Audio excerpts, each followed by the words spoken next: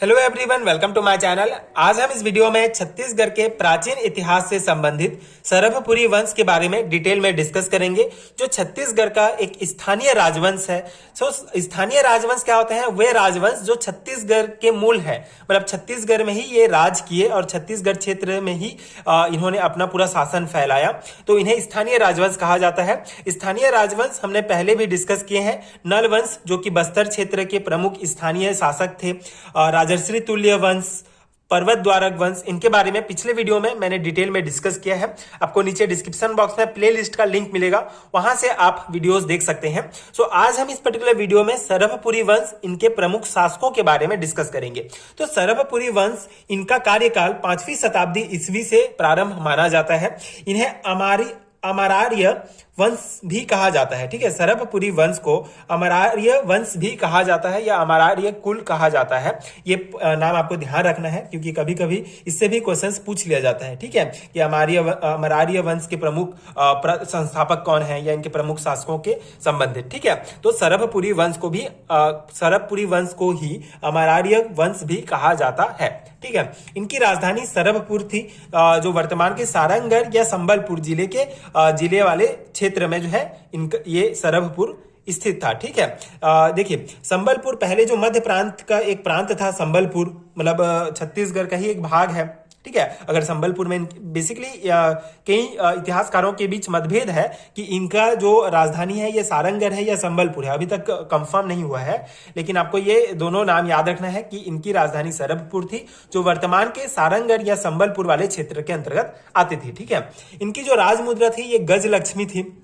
इनका धर्म वैष्णव धर्म को ये मानते थे, और ये जो शासक होते थे परम भागवत की उपाधि धारण करते थे। ठीक है, अपने नाम के पहले परम भागवत लगाते थे, ये उपाधि धारण करते थे इस सरभपुरी वंश के शासक। ठीक है, तो इनके प्रमुख शासकों की अगर हम बात करें तो सबसे पहले जो प्रमुख शासक हैं यह सरभराज। सरभराज से ही जो है इस वंश का नाम सरभपुरी वंश पड़ा है, और ये जो है इस वंश के संस्थापक हैं। ठीक है, ये हमको एरन अभिलेख से ये पता चलता है। एरन अभिलेख से ये पता चलता है कि सरभपुरी वंश के संस्थापक सरभराज है। ठीक है, और इनके सिक्कों में संस्कृत का प्रयोग हुआ है। बेसिकली ये जो सरभपुरी वंश के जो शासक थे ये संस्कृत भाषा को बहुत महत्व देते थे, तो ये सरभराज के जो सिक्के प्राप्त हुए हैं उनमें संस्कृत का प्रयोग हुआ है। ठीक है, संस्कृत भाषा के प्रयोग से जो है उसमें सील लगाए गए हैं। ठीक है, और सरभराज के दो पुत्र महेंद्र, इनके बारे में प्रयाग प्रशस्ति में उल्लेख मिलता है, और दूसरे पुत्र थे नरेंद्र जिन्हें भरत बल भी कहा जाता है। ठीक है, भरत बल के नाम से भी जाने जाते हैं।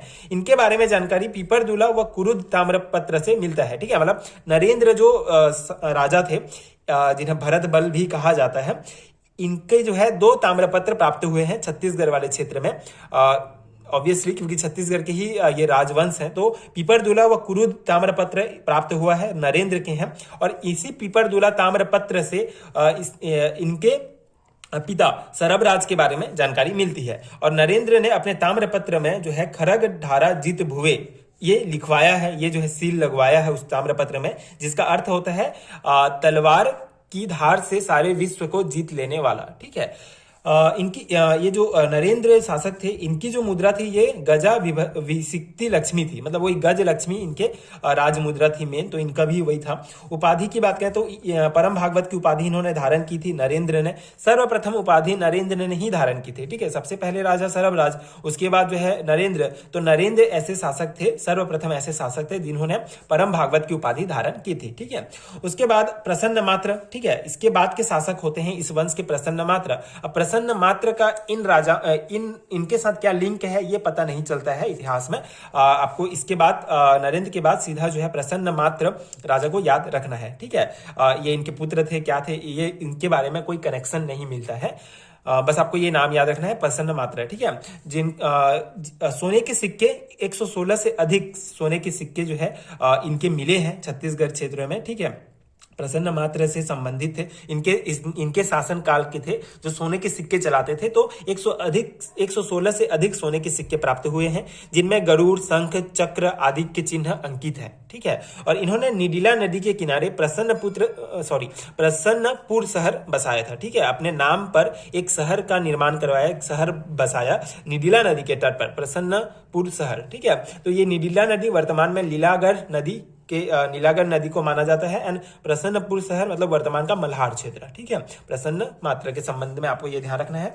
उसके बाद इनके पुत्र, दो पुत्र थे, जयराज और दुर्गराज, ठीक है। दुर्गराज या मनमात्र भी इन्हीं को कहा जाता है, ठीक है। इन्हीं का नाम है दुर्गराज या मनमात्र और जयराज, ठीक है। अब जयराज का एक जो है प्लेट प्राप्त हुआ है, एक ताम्रपत्र अमगोरा प्लेट, ठीक है, जयराज से संबंधित है।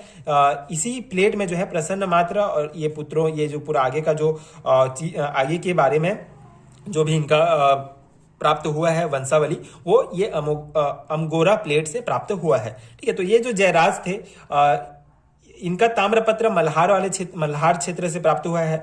इनके बारे में एक पॉइंट ये आपको ध्यान रखना है कि राज्यग्राम नामक गांव को विष्णु स्वामी नामक ब्राह्मण को दान दे दिया था, ठीक है। उसके बाद दुर्गराज के संबंध में ये पॉइंट है कि दुर्ग शहर की स्थापना इन्होंने की थी, ये जो है माना जाता है, ठीक है। दुर्गराज जो प्रसन्न मात्र के पुत्र थे, ठीक है, ये दोनों भाई थे, जयराज व दुर्गराज, ठीक है। तो इन्होंने दुर्ग शहर की स्थापना की, ये माना जाता है।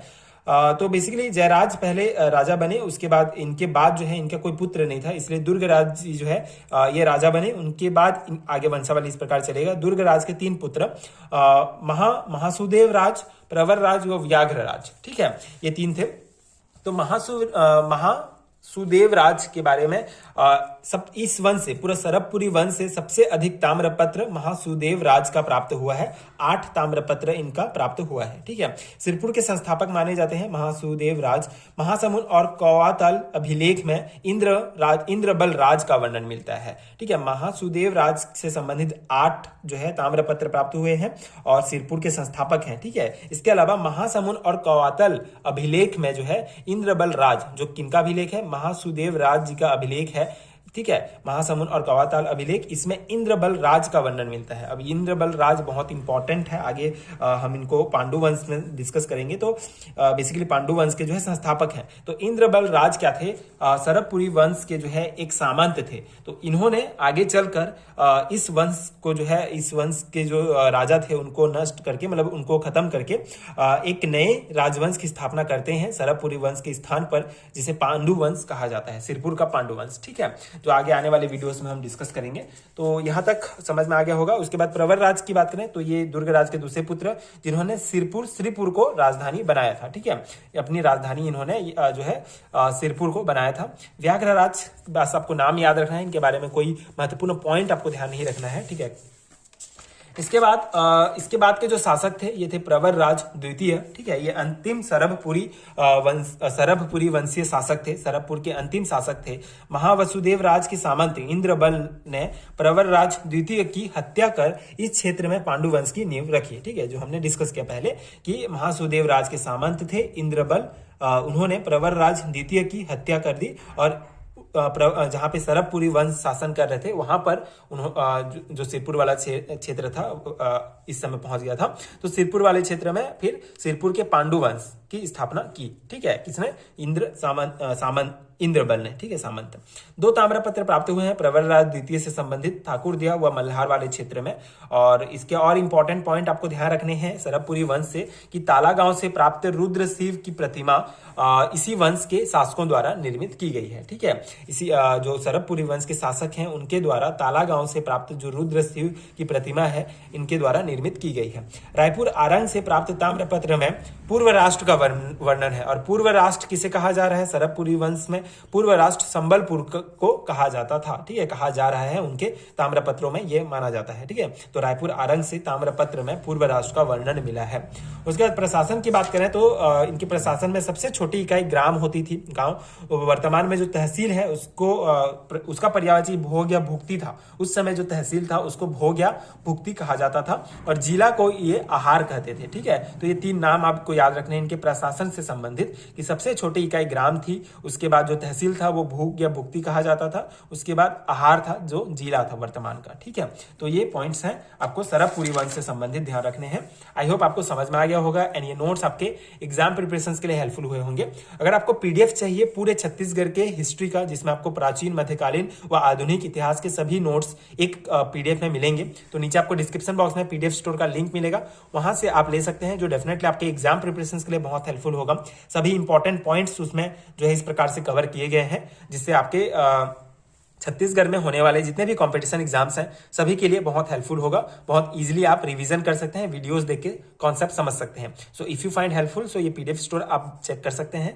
एंड अगर वीडियो हेल्पफुल है तो आगे के वीडियोस देखने के लिए प्लीज चैनल के साथ जुड़े रहिए, प्लीज सपोर्ट कीजिए, like share subscribe to my channel and thank you so much for watching.